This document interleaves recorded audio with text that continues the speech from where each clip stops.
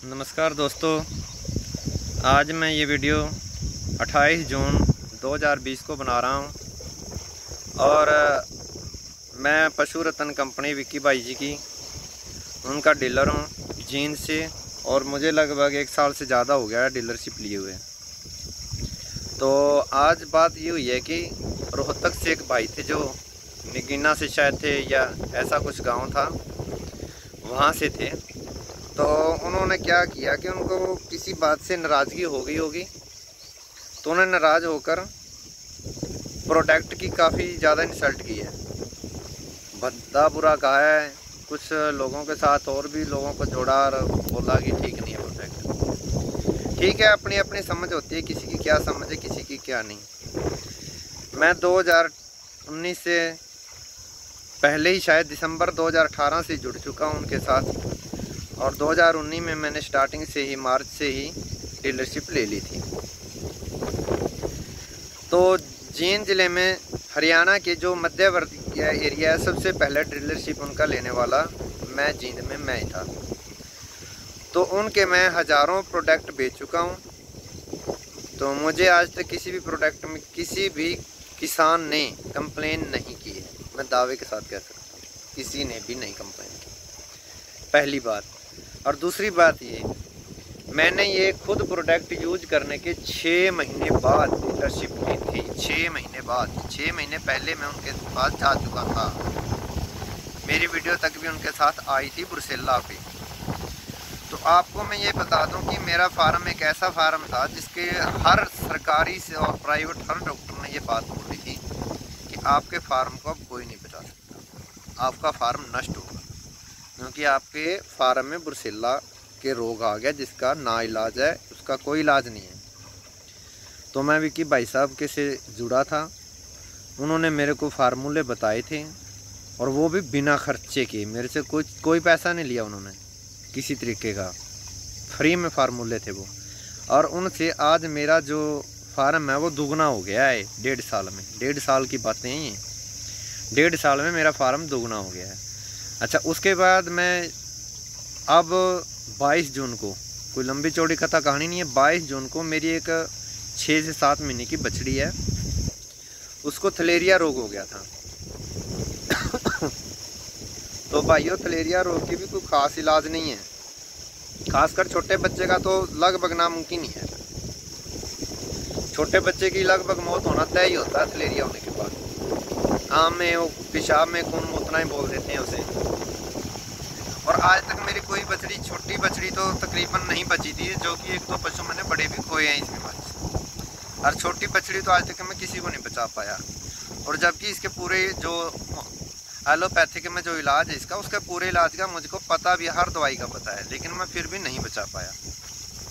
लेकिन उसमें खर्चा भी कम से कम 2 से 3 हज़ार रुपये तो छोटे बच्चे पे आ जाता है, और बड़े पशु पे तो कम से कम 10-10 हज़ार रुपये लग जाता है इस बीमारी में। और उसमें बचने के चांस 50-50 होते हैं, छोटे बच्चे के तो 10% ही होते हैं। तो भाई साहब जी, मैंने विक्की सर से कांटेक्ट किया कि मेरे को 22 जून को ये प्रॉब्लम आ गई है कि छोटी बछड़ी है और उसको ये प्रॉब्लम आ गई। तो उन्होंने अपना फार्मूला बताया और मैंने वो फार्मूला यूज किया। वो फार्मूले पर आप जानकर हैरान होंगे, जो 8-8, 10-10 हज़ार रुपये में जो ठीक नहीं होते पशु, वो मात्र मेरे 200 रुपये लगे हैं। और मेरी वो बछड़ी मैं पहली बार अपने फार्म पे बचा पाया। तो फिर ये बात कह देना कि फार्मूले हैं जो विक्की भाई के वो फैल हैं, तो ये बातें गलत, निराधार हैं। तो मैंने प्रोडक्ट भी बहुत सारे बेच दिए हैं काफ़ी, क्योंकि मैं सबसे पहले मध्यवर्ती हरियाणा में सबसे पहले मैं जुड़ा था। तो सबसे पहले जुड़ा हूँ तो सबसे ज़्यादा सेल की है हमारे एरिया में पहले। अब कम होगी, देखो अब चारों तरफ से और भी डीलर लग गए हैं, इस करके थोड़ी कम भी है, मैं कहूँ नहीं है उतनी नहीं है, लेकिन फिर भी अच्छी सेल है अब भी। तो सेल ना सेल की बात तो अलग है। मुझे तो इतना पता है कि मेरा फार्म विक्की भाई साहब ने बताया, तो उनके फार्मूले कामयाब हैं। और उनके फार्मूले को ऐसे सेल कम होने या ना होने से ये कह देना कि उनके फार्मूले गलत हैं। हो सकता है किसी एक आधे का कोई ऐसा, तो देखो इंसान भी हैं, वही इंजेक्शन होता है, वही टेबलेट होती है, एक का बुखार उतर जाता है दूसरे का नहीं उतरता। तो ये बात तो कह नहीं सकते कि 100 की 100 है, हर पशु पे ही 100 है। देखो कुछ पशु ऐसे भी हो सकते हैं कि उनको जल्दी आराम इस दवाई से ना आया हो, पर 99% मैं दावे के साथ कहता हूँ कि आराम आता है। और आप किसी की पकाई में मत लगना। तो हम ये डीलरशिप होने के नाते बाद में, पहले किसान होने के नाते कह रहा हूँ, क्योंकि मेरा फार्म जिस दिशा में चला गया था वो मैं जानता हूँ या मेरा भगवान जानता है, और तीसरा विकी भाई जानता है। और विकी भाई ने उसको बिल्कुल लाइन पे ला दिया है। अब मेरे को मेरे फार्म में 1% भी प्रॉब्लम नहीं है। जो कोई थोड़ी बहुत प्रॉब्लम है वो भी वो ठीक कर देंगे, मुझे पक्का यकीन है। वो मेरे को हर रोज़ मेरे से कांटेक्ट करते हैं, हर रोज़ मेरी समस्याएं सुनते हैं, प्यार से सुनते हैं, प्यार से बताते हैं। देखो अपना भी बोल बतला अच्छा होना चाहिए, अकेला एक साइड से नहीं होना चाहिए कि वही करता रहे, खुद कुछ करो ना। अब मैं खेत में बैठे थे और लेकिन मैंने वो वीडियो देखी, मैं काम कर रहा था, काम छोड़ के बीच में ये वीडियो बनाई है। कारण यही है, ये मेरे को कैथल से सुमेर भाई हैं हमारे, जुड़े हुए हैं हमसे, उन्होंने फ़ोन करके बताया। हमने ग्रुप बनाया था जिसमें हम अपनी समस्याएं रखते थे, छोटी मोटी, कोई बड़ी समस्या नहीं, छोटी मोटी समस्याएं सेल परचेज की थी कि कैसे करना है, क्या करना है, कैसे रहना है। उसमें उस ग्रुप में उन्होंने वो वीडियो डाली थी, जो वीडियो से मैं सहमत नहीं हूँ। तो इसलिए मैंने ये वीडियो बनाई है, क्योंकि कल कोई ये ना कहे कि उनका जो ग्रुप था जींद वाले का, उसमें ये डाली थी। वो वीडियो हमने डिलीट करवा दिया और उनको ग्रुप से भी निकाल दिया है।